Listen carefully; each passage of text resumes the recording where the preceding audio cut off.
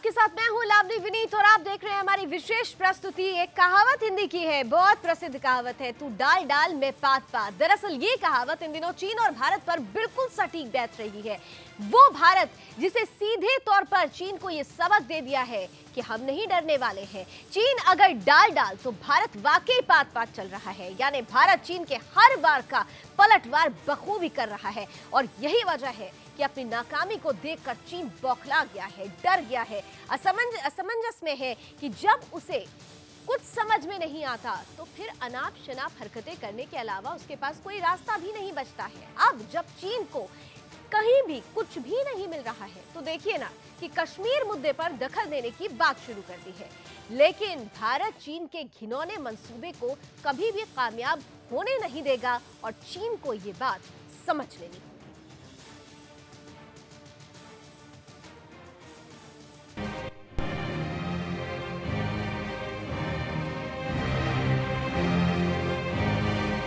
सिक्किम की सीमा पर भारतीय सेना से मुंहतोड़ जवाब पाने के बाद चीन की बौखलाहट दो गुनी हो गई है और इसी कड़ी में चीन ने एक और बयान देकर भारत को उकसाने की कोशिश की है।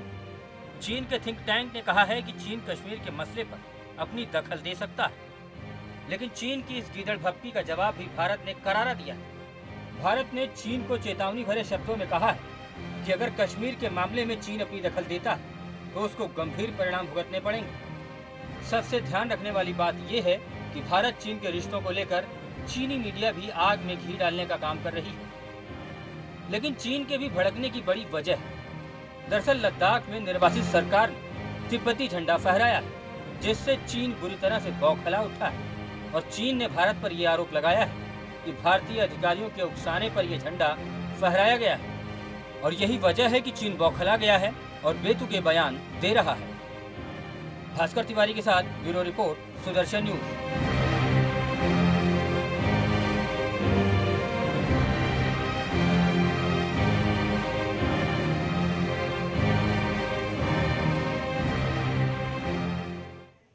तो सीधे तौर पर चीन की बौखलाहट समझ में आती है, क्योंकि चीन इन दिनों बैकफुट पर जाता हुआ नजर आ रहा है। भारतीय सेना सीमा पर हर वक्त मुस्तैद होकर पहरा दे रही है, जो इस बात की तरफ इशारा करता है कि भारत हर मुसीबत से लड़ने के लिए हमेशा तैयार है। तो आपको बताते हैं कि किस तरह से भारत ने अपनी ताकत दिखाई है। ये इस बात का संकेत है कि इंडियन आर्मी ने चीनी आर्मी को आखिरकार असमंजस में डाल दिया है। ताजा विवाद का कूटनीतिक हल खोजने पर जोर दे रहा है भारत। वहीं सिक्किम बॉर्डर मसले पर चीन अब तक अड़ा हुआ है। इन सब के बीच उसने तीखे लहजे में कई बार भारत को वार्निंग देने की कोशिश की, वार्निंग दी भी, लेकिन भारत ने चीन को सीधे तौर पर सबक सिखाया। चीन का पहले कहना था कि ताजा हालात में चीन समझौता नहीं करेगा, लिहाजा गेंद भारत के ताले में नजर आ रही है। दोनों देश बॉर्डर विवाद को हल करने के लिए 2012 में एक मैकेनिज्म के तहत साथ आए थे, जिसके तहत कई लेवल पर बातचीत हो चुकी थी, लेकिन उस बातचीत का कोई खास असर होता हुआ चीन पर नजर नहीं आया। और अब एक बार फिर से कुछ ऐसे ही हालात नजर आ रहे हैं। चीन को लेकर भारत की कूटनीति भी रंग ला रही है। क्या कुछ और पहलू हो सकते हैं इसके? किस तरीके से चीन पर भारत का दबदबा आज भी कायम है? हम इसी पर चलिए चर्चा की शुरुआत करते हैं। तीन खास मेहमान मेरे साथ जुड़ चुके हैं। मेरे साथ इस वक्त जाने माने रक्षा विशेषज्ञ रिटायर्ड ब्रिगेडियर अनिल गुप्ता जी जुड़ चुके हैं। साथ ही साथ मेरे साथ जाने माने रक्षा विशेषज्ञ रिटायर्ड ब्रिगेडियर अमृत कपूर साहब भी जुड़ चुके हैं और वरिष्ठ पत्रकार सुनील कौशिक भी हमारे पैनल का हिस्सा है। आप तीनों का बहुत बहुत स्वागत। और मैं सबसे पहले अनिल जी आपके पास आ रही हूँ। जिस तरह से हम बीते दिनों भी बैठे थे और हमने देखा था, बात हमने यही कही थी कि चीन कोशिश पर कोशिश करता रहेगा, लेकिन ये कोशिश दरअसल उसकी बौखलाहट होगी, और आज भी कुछ ऐसा ही हुआ है। भारत के आगे चीन कहीं नजर नहीं आ रहा। देखिए, आपने बिल्कुल साफ कहा है कि चीन बौखला उठा है। जब से ये मोदी सरकार आई है तब से भारत का जो रवैया है चीन की तरफ, वो एक दबंग रवैया, दृढ़तापूर्ण रवैया रहा है। चाइना को आदत है बुली करने की। चाइना सोचता है कि बुली करके वो अपने नेबर्स को समिट कर लेगा, लेकिन भारत ऐसा नहीं होने दे रहा है। कई ऐसी बातें हुई हैं जिससे कि चीन सख्त नाराज है। जैसे आपने लेह के अंदर झंडा फहराने की बात कही, उससे पहले दलाई लामा की चीन की विजिट, दक्षिण ये अपना इंडियन ओशन में भारत, जापान और यूएस नेवी की कंबाइंड एक्सरसाइज चल रही है। भारत ने साउथ एशिया सैटेलाइट जो भेजी स्काई में, और इस तरह से कई ऐसी बातें हैं जो कि चीन को गवारा नहीं दे रही, लेकिन क्योंकि वो भारत के स्ट्रेटेजिक इंटरेस्ट में है, भारत उनको करने के लिए दृढ़ है और करता जा रहा है। तो इसलिए चीन, आपने देखा होगा कि रोज उसका मीडिया जो है हाइप करता जा रहा है, एस्केलेशन करता जा रहा है, और ये एस्केलेशन जैसे आपने ठीक कहा कि अभी एक बौखलाहट की तरह नजर आ रही है। और आज तो हद कर दी चीन ने, जबकि वो के कार्ड भी बीच में ले आया, कश्मीर कार्ड भी ले आया है। देखिए, अगर चीन कश्मीर कार्ड खेलने को तैयार है तो हमारे पास भी उसके लिए बहुत जवाब है। चीन को यह नहीं भूल जाना चाहिए कि चीन के आज 18 देशों के साथ चीन की दुश्मनी है। 18 देशों के साथ उसकी मैरीटाइम बाउंड्री डिस्प्यूट है, 2 देशों के साथ लैंड बॉर्डर डिस्प्यूट है। भारत भी सब कुछ जानता है, और भारत अगर चाहे तो चीन की नींद आराम कर सकता है। बिल्कुल बिल्कुल, आपने बिल्कुल ठीक कहा। और अमृत जी बिल्कुल सही है कि कहते हैं ना कि जिनके घर अगर कांच के हो तो वो दूसरों पर पत्थर नहीं फेंकें, पहले 100 बार सोचें। लेकिन चीन के साथ अफसोस के साथ कहना पड़ता है कि चीन शायद पहले सोचता नहीं है, वो अभी भी सोचता है कि 1962 का समय भी अभी चला आ रहा है। लेकिन इन सबके बीच हम बार बार ये कह रहे हैं कि भारत आज मजबूत स्थिति में तो है, लेकिन कश्मीर कार्ड खेलना, क्या आपको लगता है कहीं ना कहीं से ये जो एक पॉइंट उठाया गया है चीन की तरफ से, वो भारत के लिए मुश्किल भरा हो सकता है, या सिर्फ ये गीदड़ भपकी है?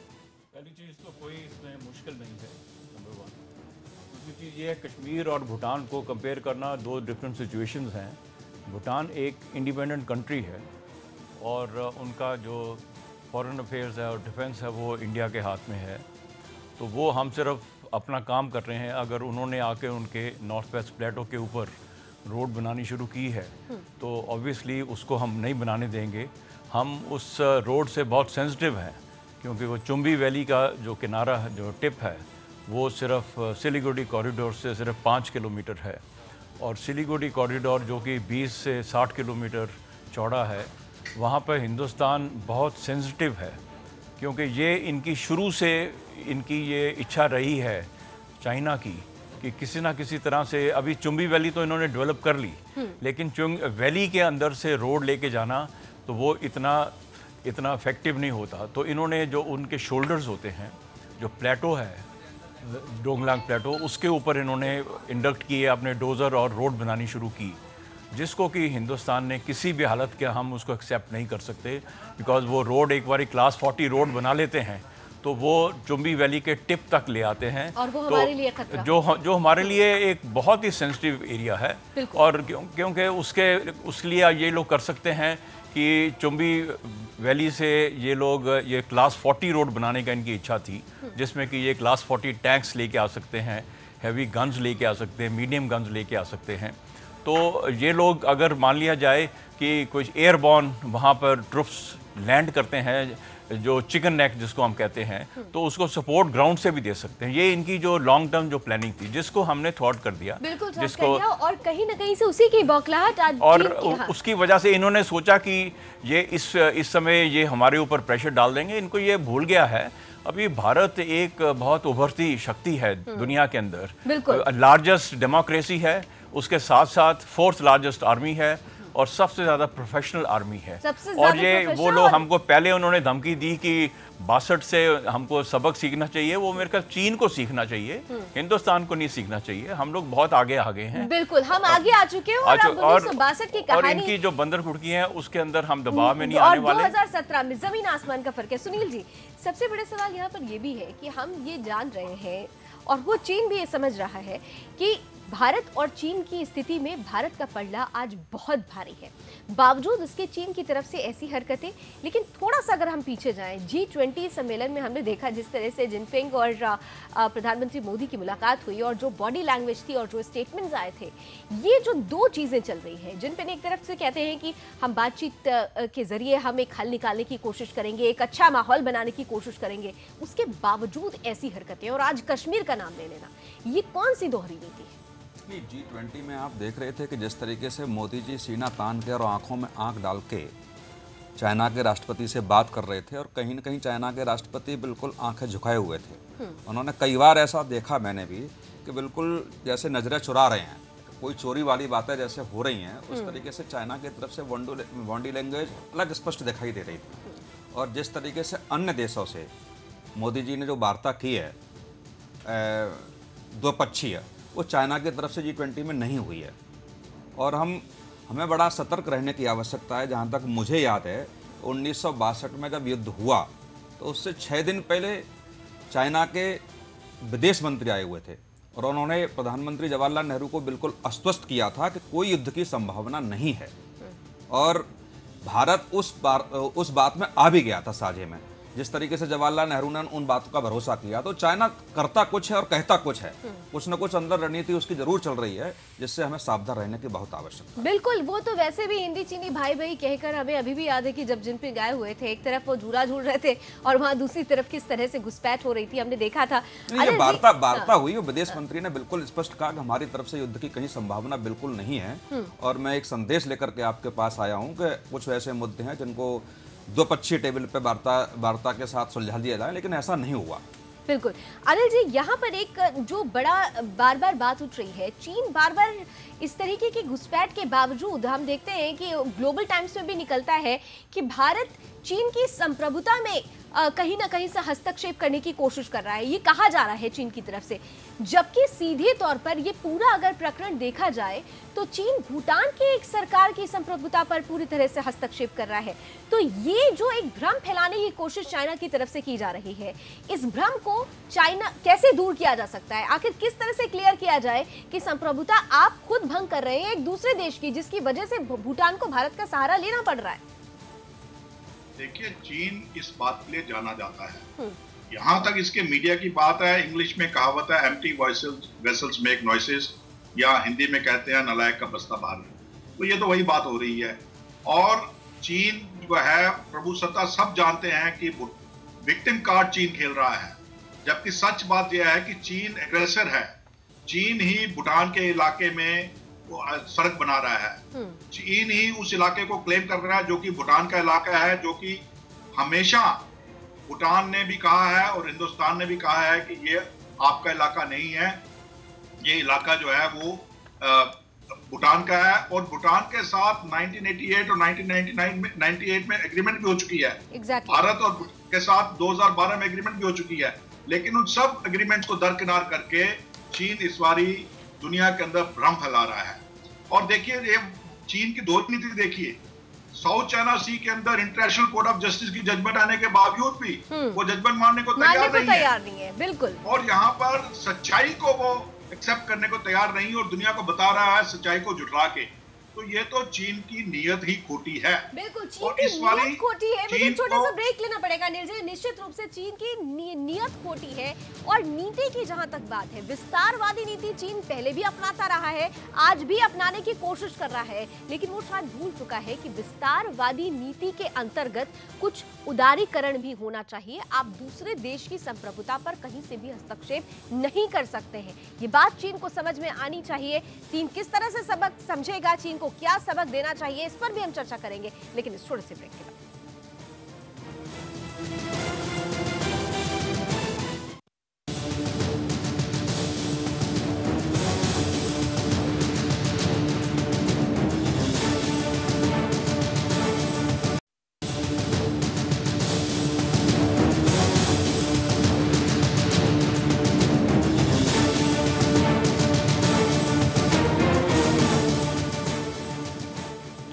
डोकलाम के मुद्दे पर भारत ने चीन को जिस तरीके से, जिस दृढ़ता के साथ जवाब दिया है, चीन उससे बौखला गया है। चीन को समझ में नहीं आ रहा है कि वो करे तो क्या करे। चीन को यह उम्मीद नहीं थी कि भारत तमाम तरीके से चीन के दबाव के बावजूद चीन को अपने ऊपर हावी होने नहीं देगा। और यही वजह रही कि जब चीन को कुछ नहीं सूझा तो जम्मू कश्मीर का नाम लेना शुरू कर दिया और पाकिस्तान के साथ राग से राग मिलाने की बात कह डाली। लेकिन शायद ये बात चीन भी भूल चुका है कि भारत आज ऐसी स्थिति में है, ऐसे माहौल भारत के लिए अंतर्राष्ट्रीय स्तर पर बन चुके हैं जो चीन को सबक सिखाने के लिए पूरा मादा रखते हैं। बहरहाल मेरे साथ 3 खास मेहमान लगातार बने हुए हैं। मेरे साथ जाने माने दोनों रक्षा विशेषज्ञ अनिल गुप्ता जी और अमृत कपूर जी हैं और साथ ही साथ सुनील कौशिक जी भी हैं। अमृत जी, जिस पॉइंट पर लगातार बात आ रही है जो एक ट्राई जंक्शन कहा जाता है, उस जंक्शन को लेकर अगर हम हिस्ट्री उठाकर देखें, आप दोनों रक्षा विशेषज्ञ, तमाम विशेषज्ञ ये कह रहे हैं कि ये जो माहौल बना है ये आज का नहीं है, ये तो सालों पुराने, सदियों से चला आ रहा है ये झगड़ा। लेकिन क्या ऐसे हालात हम पैदा क्यों नहीं कर पाए कि बार बार चीन यहाँ पर आकर हमें एक चैलेंज देता है, हम फिर वहाँ खड़े होते हैं और उस चैलेंज को एक्सेप्ट करने के लिए तमाम तरीके से विपरीत परिस्थितियों से भी हमारे जवानों को जूझना पड़ता है। वो कौन सा लीक पॉइंट रह गया जो चीन को बार बार मौका दे रहा है? बेसिकली हम लोगों ने पहले जो इन इलाकों में इंफ्रास्ट्रक्चर को डेवलप नहीं किया और ये सोच के डेवलप नहीं किया कि अगर हम करते हैं तो चाइनीज़ इसको यूज़ करेंगे। लेकिन चाइनीज़ ने इस पूरे समय का फ़ायदा उठाया और वो राइट अप टू बॉर्डर, एक जहाँ जहाँ हमारा बॉर्डर बनता है, अरुणाचल के अंदर हो, चाहे वो सिक्किम के अंदर हो, चाहे वो चुम्बी वैली में हो, चाहे भूटान के नॉर्थ और नॉर्थ वेस्ट में हो, वहाँ सब तक उसने पक्की सड़कें बनाकर कंटोनमेंट्स बनाई हैं, एयर स्ट्रिप्स बनाई हैं, वो बनाता गया। लेकिन हमारी कुछ ऐसी पॉलिसीज़ ऐसी थी कि हमने जो जितना भी बॉर्डर एरिया है उसको डेवलप नहीं किया हमने, और डेवलपमेंट के अंदर बहुत समय लगता है। और इस दौरान के अंदर चीन ने चुम्बी वैली को पूरा डेवलप कर लिया, लेकिन वो जब वो देखते हैं कि वैली के अंदर से रोड होती है, उसको आसानी से इंटरडिक्ट किया जा सकता है, तो इन लोगों ने भूटान का जो नॉर्थ वेस्ट जो प्लेटो है, ये डोंगलांग प्लेटो, उसके ऊपर इन्होंने रोड बनानी शुरू की। इन्होंने अपने डोजर्स वहाँ इंडक्ट किए और उस समय हमने इस चीज़ को ऑब्जेक्ट किया, भूटान ने ऑब्जेक्ट किया, इनको रिटर्न इनको भेजी इनको। और मैं बताना चाहूँगा कि मैंने इस इलाके के अंदर, क्या हो रहा है, भूटान के अंदर हमने पेट्रोलिंग की हुई है यहाँ पर, मैंने ऑन फुट, और ये बड़ा डोमिनेटिंग इलाका है। ये अगर उनके पास में चला जाता है और इसके ऊपर वो क्लास 40 रोड बना लेते हैं तो इनको एक्सेस जो है चुम्बी वैली की राइट अप टू जो टिप बनता है ट्राई जंक्शन, वहां तक मिल जाती है। और वहां से ये हमारे जो सिलीगुड़ कॉरिडोर है उसको ये थ्रेटन कर सकते हैं, उसको आसानी से इंटरडिक्ट कर सकते हैं, और वो इस हिसाब से हमारा जो नॉर्थ ईस्ट है उसको पूरे को काट सकते हैं। तो ये हम किसी भी हालत में इन्होंने एक्सपेक्ट नहीं किया था। जैसे इन्होंने ये किया, हमने वहां पर ब्रिगेड डिप्लॉय कर दी, 3000 से ज़्यादा ट्रूप्स हमने डिप्लॉय कर दिए, और इन्होंने सोचा था कि ये इस तरह से धमकियाँ देंगे और शायद हमसे विड्रॉ, हम वहाँ से विड्रॉ किसी भी हालत में नहीं करेंगे। और मैं ये बताना चाहता हूँ आपको, क्योंकि चीन को ये पता होना चाहिए, एक ब्रिगेड को डिसलॉन्च करने के लिए माउंटेन्स के अंदर इनको 10 ब्रिगेड चाहिए, वो चीन कहीं से भी ला नहीं सकता। दूसरी चीज़ ये है जो आपने के कार्ड का बात किया है, इसका भूटान के साथ में कंपैरिजन कोई नहीं। Bhutan is an independent country, Kashmir is integral part of India. इसमें कोई इनको शक नहीं होना चाहिए। अगर वो वहां अगर वो करता है, हमारे पास उनके पास के कार्ड है, हमारे पास टी कार्ड है, तिब्बत। ठीक है, हम तिब्बत को दोबारा से उसको हम उजागर कर सकते हैं। ठीक है, और कुछ ऐसा हो भी रहा है अनिल जी, जब तिब्बत की बात चली है तो हम देख भी रहे हैं कि आज अगर तिब्बत का झंडा जिस तरह से फहराया जाता है और उस इलाके को लेकर चीन ये कह रहा है कि ये सब कुछ भारत के उकसाने पर हो रहा है, यानी चीन कहीं ना कहीं से ये जानता है भारत के उकसाने से कहाँ हो रहा है। आपकी तिब्बतन गवर्नमेंट एग्जाइल हमारे इंडिया में है, उनका हेड यहाँ पे बैठा हुआ है, हम कहाँ से वो लोग कर रहे हैं। अभी जैसे पाकिस्तान कहता है कि नहीं वो हमारे इलाके के अंदर हम तो कुछ नहीं कर रहे, वहाँ की इंडिपेंडेंस मूवमेंट है वो कर रही है। एग्जैक्टली, लेकिन जो आरोप लगा रहा है चीन, क्योंकि चीन, हमने कहा ना कि अनिल, क्योंकि चीन, हम बार बार कह रहे हैं कि चीन के पास अब कुछ बचा नहीं है, उसको ले देकर भारत पर आरोप लगा रहा है। लेकिन क्या आपको लगता है कि चीन भारत पर आरोप लगाने से पहले अपने अंदर की आंतरिक स्थिति को सही करने के लिए वो तैयार है, या वही उसके लिए बड़ा खतरा बनने वाली है? अनिल जी देखिए, सबसे पहले तो जैसे आपने कहा चीन के अंदर की स्थिति, तो चीन के अंदर की स्थिति में एक तो चीन की कम्युनिस्ट पार्टी और चीन की सेना, इनके आपस में भी लड़ाई चल रही है।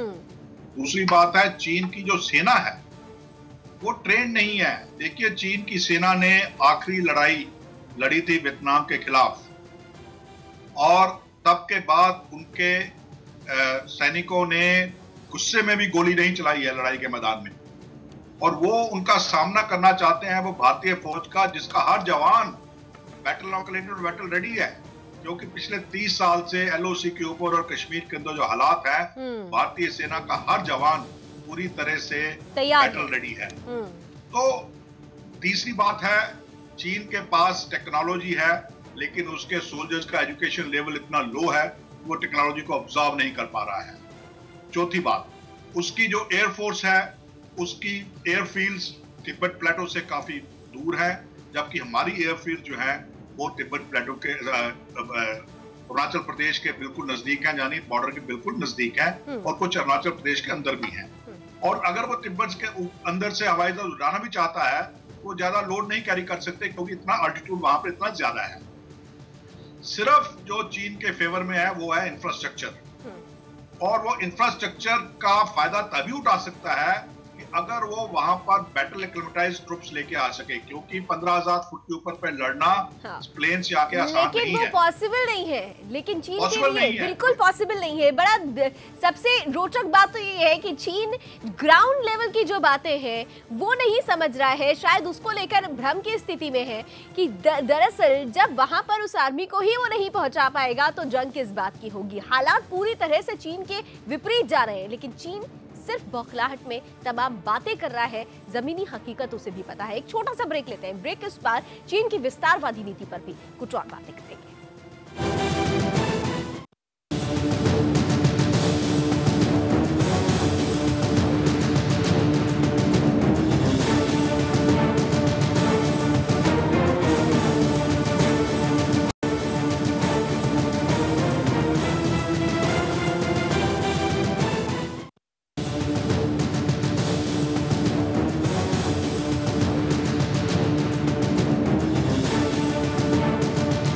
ड्रैगन की धमकी से भारत डरने वाला है नहीं, क्योंकि ड्रैगन जिस हालत में है, जिस स्थिति में है, दरअसल उसे खुद नहीं पता कि वास्तविकता है क्या।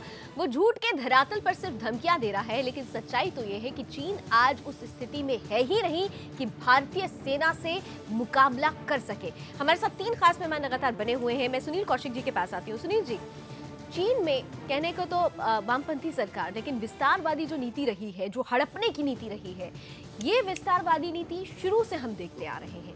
लेकिन शुरू के माहौल और अब के माहौल में एक अंतर आ गया है। लेकिन इन सबके बीच एक सवाल जो बार बार उठता है, चीन विस्तारवादी नीति अपनाता रहा, उस नीति को लेकर तमाम देशों में, खासतौर से अगर मैं अमेरिका की बात करूं और दक्षिण एशिया के जो दूसरे देश हैं, उन्होंने बहुत खुलकर अपनी बातें नहीं रखी। इसकी वजह क्या रही? क्यों इतना ज्यादा चीन को हिम्मत आती गई कि वो अपनी विस्तारवादी नीति को बदल ही नहीं पाया? नहीं, चाइना की जो भौगोलिक स्थिति है उसके हिसाब से उसकी जो रणनीति सरकार की है वो है, लेकिन चाइना के 18 देशों के साथ जो विवाद इसी वजह से चल रहा है, और 2 देशों के साथ तो सीमा विवाद बहुत स्तर तक है। वो चाइना की जो विस्तार नीति की जो आप बात कर रही हैं वो हमेशा से चली आई है, क्योंकि वो इस तरीके से चाइना अपने इर्द गिर्द देश के सामने ऐसी रणनीति तैयार करना चाहता है कि हम किसी भी देश तक बहुत आराम से और आसानी से पहुंच सकें, दोनों चीज़ों में, युद्ध की स्थिति में भी और व्यापार की स्थिति में भी। लेकिन जिस तरीके से आज चाइना ने जो जम्मू कश्मीर को लेकर के जो कहा है, उसमें दोनों में बहुत स्थिति का अंतर है। भूटान की जो विदेशी नीति है वो इंडिया के जिम्मे है, भारत के जिम्मे है, और भूटान के और चाइना के राजनीतिक संबंध नहीं है, वो भारत को बीच में लेकर के वार्ता करता है। और जम्मू कश्मीर की स्थिति वो अभिन्न अंग है, इंडिया भारत का अभिन्न अंग है, तो उसमें कैसे हस्तक्षेप कर देगा वो सहायता मांग रहा है हमारा देश, उसकी विदेशी नीति हमारे जिम्मे है, तो हमारी भी जिम्मेवारी है कि हम उसका सहयोग करेंगे।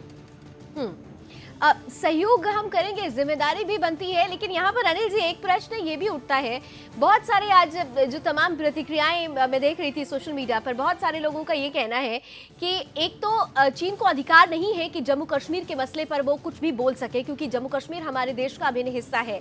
लेकिन अगर चीन ऐसा करता है तो भारत को एक बार उइगर जो विवाद चल रहा है वहां पर, उसका जिक्र धीरे से चीन के सामने जरूर रखना चाहिए कि वहां के लोग उस हिस्से के लोग चाहते हैं कि भारत हस्तक्षेप करे, और अगर भारत ने ऐसे में हस्तक्षेप कर दिया तो चीन के लिए मुसीबत बढ़ जाएगी। क्या लोग जो ये चाहते हैं, ऐसा पॉसिबिलिटी बन सकती है? अनिल जी देखिए, भारत की नीति रही है अभी तक कि वो दूसरे देशों के अंदर हस्तक्षेप नहीं करता है। अगर भारत को अगर नीति का बदलाव करना है तो मुझे लगता है सबसे पहले भारत को तो बलूचिस्तान के अंदर हस्तक्षेप करना चाहिए, जहां के लोग इतनी देर से भारत को इनवाइट कर रहे हैं कि आइए और हमारी मदद कीजिए। लेकिन भारत की जो नीति है, यहाँ तक चीन का सवाल है, उइगुर के अंदर तो वैसे ही हम क्यों करें, उसका अपना जो दोस्त बना हुआ है पाकिस्तान, वो कर रहा है। पाकिस्तान वहां पर ऐसी हालात पैदा कर रहा है कि वहां के मुसलमान जो हैं वो चीन के खिलाफ मोर्चा गड़े हुए हैं, और चीन ही, पाकिस्तान ही ये काम करेगा। मुझे पूरी उम्मीद है कि पाकिस्तान अपनी नीति से कभी भी बाज नहीं आएगा और पाकिस्तान उइगुर मुसलमानों को सहायता देता रहेगा। यहाँ तक चीन की विस्तारवादी की नीति, आप देखिए कि चीन जो है तिब्बत को हथियाने के बाद कहता है कि उसकी 5 उंगलियां हैं, और 5 उंगलियां क्या हैं? सिक्किम, भूटान, नेपाल, अरुणाचल प्रदेश, कश्मीर और लद्दाख, इनको भी हथियाना चाहता है। कहता है ये हमारी नेचुरल उंगलियां हैं 5, और ये पाम है तिब्बत। तो विस्तारवादी नीति जो इसकी है, इसकी रग रग में भरी हुई है चीन। और दूसरी बात जो आपको मैं कहना चाहूंगा कि जब से ये शी जिनपिंग राष्ट्रपति बने हैं, तब से इन्होंने एक और बदलाव लाया है चीन की नीति में, और वो है, अगर आपको ध्यान होगा तो चीन ने जो बाकी देशों के साथ अपना समझौता किया है बॉर्डर डिस्प्यूट का, उस हालात में किया है जबकि चीन परसीव टू बी स्ट्रांग और दूसरा देश थोड़ा कमजोर था किसी लिहाज से। चीन आज, पहले देखिए चीन कहता था कि भारत और चीन का जो बाउंड्री डिस्प्यूट है बहुत लंबा, बहुत पुराना, हिस्टोरिकल है, और वक्त के साथ ही इसे जो है रिजॉल्व किया जाएगा। लेकिन जब से शी जिनपिंग प्रेसिडेंट बने हैं, उनका कहना है कि as early as possible boundary dispute को जो है वो सॉल्व किया जाना चाहिए। इसका विशेष कारण है, विशेष कारण यह है कि शी जिनपिंग और चीन जानता है अच्छी तरह से कि भारत दिन दुगनी रात चौगुनी तरक्की कर रहा है, और भारत जो है जल्द ही चीन के बराबर पहुंच जाएगा, और तब चीन भारत को कंपेल नहीं कर सकेगा कि वो चीन की शर्तों के ऊपर बाउंड्री को रिजॉल्व करे। बिल्कुल। तो इसलिए वो चाहता है कि जल्द अज जल्द भारत के ऊपर मैं दबाव डाल के, भारत को कोशिश करके किसी तरह से भी बाउंड्री डिस्प्यूट को बढ़ाऊं और भारत के साथ जो है उसको रिजॉल्व करूं।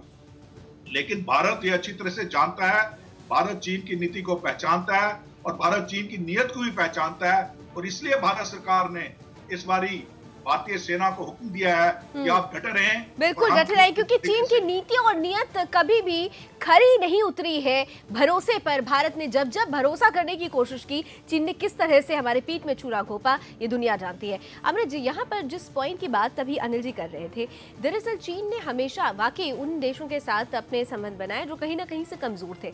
लेकिन आपको लगता है कि क्या आज की तारीख में, हालांकि भारत तमाम उन देशों से, उन छोटे बड़े तमाम देशों से संबंध अच्छे कर रहा है जो कहीं ना कहीं से चीन के लिए घातक साबित हो सकता है, लेकिन जब हम नेपाल की बात करते हैं, हमने देखा कि बीते दिनों नेपाल और भारत के बीच में क्या हुआ। आज भी दरअसल कुछ दिन पहले एक आर्टिकल आया था कि उसमें वहां के लोग आज भी भले ही भारत के को दोस्त कहते हों, लेकिन चीन की डिपेंडेंसी को देखते हुए चीन के प्रति ज्यादा वफादारी अपने शब्दों के जरिए दिखाते हैं। क्या आपको लगता है कि ये एक चैलेंज हो सकता है भारत के लिए? भारत को इस ओर ध्यान देने की जरूरत है। देखिए, नेपाल के अंदर काफ़ी चाइनीज़ अभी इंटरेस्ट है। उन्होंने वहाँ पर रोड्स बनाई हैं, डैम्स बनाए हैं। उसका एक ही तरीका है, नेपाल एक्सट्रैक्ट कर रहा है जो भी उसको ज़्यादा दे। उसको पता है कि हमारे इंडियन इंटरेस्ट भी हैं और चाइना को कोई फ़र्क नहीं पड़ता, और उनको एक्सेस मिल जाती है हमारे जो प्लेन्स को पहुँचने के लिए। तो वो वहाँ पर जितनी भी रोड्स वगैरह बना रहा है वो इस किस्म का, उसके लिए हमको एक कार्ड प्ले करना पड़ेगा, हिंदू कार्ड जो है कि Nepal is the only Hindu country in this region, और उनको अपने साथ हमें रखना चाहिए। मैं एक और चीज़ यहाँ पर बताना चाहता हूँ कि ये जो चीन की विस्तारवादी पार्टी, इसके पॉलिसी के बारे में हम बात करते हैं, ये आज से नहीं है, ये सदियों से है, नंबर 1। दूसरी चीज़ ये है कि इसके आसपास जैसे बताया गया है 17 स्टेट्स हैं जिनके साथ में इनके रिलेशंस अच्छे नहीं हैं, और ये इनकी एक डेलिबरेट पॉलिसी है ताकि इन सब को उलझा के रखे।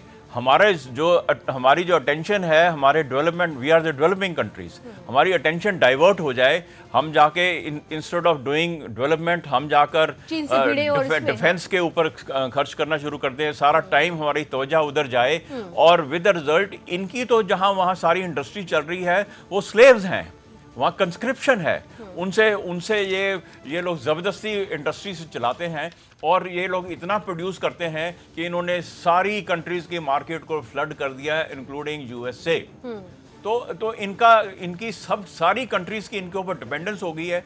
आज का मैं आपको देख रहा हूँ, एक तरफ हम लोग कहते हैं कि इनकी चीज़ों को नहीं लेना चाहिए, चाइनीज़ स्टफ़ को नहीं लेना चाहिए।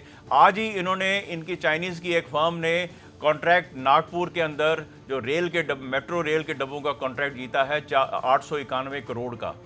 आप ये छोटी मोटी जो छोटे मोटे कंज्यूमर गुड्स हैं उनको तो आप बंद कर लेंगे, आप जो कैपिटल गुड्स हैं उसको कैसे बंद करेंगे? कैपिटल गुड्स जो सारी हमारी कंट्रीज को फ्लड किया हुआ है चाइनीज ने, तो ये जो they are playing that economic card, तो वो इकोनॉमिक कार्ड को भी हमको पहले काउंटर करना पड़ेगा, अपने आप को इंटरनली स्ट्रांग करना पड़ेगा, और जो मिलिटरीली उसके अंदर हम लोग we should not take it lightly. एक सवाल जरूर करती हूँ, ये सवाल क्योंकि उठता है, मैं तमाम विशेषज्ञों से ये सवाल करती हूँ कि तो फिर क्यों नहीं ऐसा, अगर भारत उस हालत में है कि वो सीधे कोई भी एक्शन ले सकता है, आज भारत का नेतृत्व भी ऐसे हाथों में, तो क्यों नहीं हम चीन की जो सामान यहाँ पर आते हैं उनको सीधे तौर पर उनको ब्लॉक करें? हम जन जागरण की बात क्यों करते हैं? पहले सरकार ही एक कदम उठा ले। सरकार ही नहीं कुछ कर रही है, आपने देखो मेजर कॉन्ट्रैक्ट आप दे रहे हैं उनको। ऐसा वो अंतर्राष्ट्रीय न्यायालय में जाएगा, और ऐसा आ रही हूँ अनिल जी, आ रही हूँ आपके पास ही आ रही हूँ। अंतर्राष्ट्रीय न्यायालय में वो उसे जाने का एक मौका चाइना को मिल जाएगा। और जो विदेशी नीति कई देशों की एक साथ है, इस तरीके से कोई भी देश किसी भी देश के सामान पर प्रतिबंध नहीं लगा लेकिन जब हमारी अनिल जी, लेकिन जब हमारी संप्रभुता पर ही प्रहार हो रहा हो तो क्यों नहीं ऐसा कर सकते? नहीं, वो तो कई देशों में इस तरीके से छटपुट ट्रीटीज का मकसद है, मतलब है भारत, मैंने पिछली बार भी आपको बताया था कि भारत वर्ल्ड ट्रेड ऑर्गेनाइजेशन का मेंबर है, चीन भी उसका मेंबर है, और इसलिए भारत ये नहीं कर सकता। लेकिन अब देखिए, इकोनॉमिक, ब्रिगेडियर साहब ने इकोनॉमिक इंटरेस्ट की बात की, और बड़े हैरानगी की बात है कि नाथुला से कैलाश मानसरोवर यात्रा बंद कर दी गई, लेकिन ट्रेड आज की डेट में भी नाथुला से चालू है, जारी है। तो ये जो है, इसमें ट्रेड को भी हम रोक नहीं सकते हैं, और ना ही हम ट्रेड को मोनोपोली, कोई रिस्ट्रिक्टेड ट्रेड प्रैक्टिस के नीचे उसके ऊपर ज्यादा ड्यूटी लगा सकते हैं। लेकिन फिर भी आपकी बात ठीक है कि धीरे धीरे हम वॉल्यूम ऑफ ट्रेड कम कर सकते हैं, वो हो सकता है। और साथ ही साथ उसके लिए आपकी क्षमता होनी चाहिए कि आपके देश के अंदर मैन्युफैक्चर कर सको। चीन की मार्केट्स हैं जिसके लिए चीन वन बेल्ट वन रोड बना रहा है, चीन चाइना पाकिस्तान इकोनॉमिक कॉरिडोर बना रहा है, उसमें हमें कहीं ना कहीं रोक डालनी पड़ेगी, और हमें उसके लिए ऑल्टरनेटिव तैयार करने पड़ेंगे, जैसे नॉर्थ साउथ कॉरिडोर है, शाहबाद पोर्ट का डेवलप करना है, ये सारी चीजें भी भारत को इसके लिए कैपिटल चाहिए। भारत में इतना कैपिटल नहीं है। भारत ने जीएसटी रिजीम लाई इसलिए है कि भारत जो है डेवलपमेंट के लिए फंड्स एट फेडरल लेवल जो है वो इकट्ठा कर सके। तो जीएसटी आने के बाद कुछ बदलाव आएंगे, क्योंकि हमारे पास कैपिटल की कमी है। अच्छा, और बात रही चीन की विस्तारवादी नीति की, जैसा ब्रिगेडियर साहब ने कहा कि चीन की विस्तारवादी नीति बड़ी पुरानी तरह से रही है, बड़े एंशिएंट टाइम से रही है, लेकिन अभी इसकी विस्तारवादी नीति को देखते हुए दुनिया को ये देखना है, दुनिया के देशों को ये सोचना पड़ेगा कि एक टोटलिटेरियन रिजीम है चीन, जो कि विश्व की प्रभुता संभालने की कोशिश कर रहा है, साथ में है भारत, एक डेमोक्रेटिक नेशन, उभरता हुआ डेमोक्रेटिक कंट्री। तो चीन और भारत के बीच में एक चॉइस है वर्ल्ड नेशंस के पास, उसको भी उनको सोचना पड़ेगा। इसके लिए भारत को काफी तैयारी करनी पड़ेगी, भारत को तैयारी करनी पड़ेगी, और भारत तैयारी कर भी रहा है। लेकिन इन तैयारियों के बीच चीन जिस तरह से लगातार अड़ंगे डालने की कोशिश कर रहा है, दरअसल चाइना कहीं ना कहीं से साउथ एशिया में अपनी धमक को बरकरार रखना चाहता है, क्योंकि चाइना को ये डर सताने लगा है कि साउथ एशिया में उभरता हुआ तारा अगर कोई है तो वो भारत है। इसलिए भारत की इस विस्तार को रोकने के लिए चाइना तमाम कोशिशें कर रहा है। लेकिन सच्चाई क्या है, ये हम और आप इतनी देर से चर्चा कर ही रहे हैं। बहुत सारे और भी पहलू हैं जिनकी जानकारी आपके बीच रखेंगे, लेकिन इस छोटे से ब्रेक के बाद।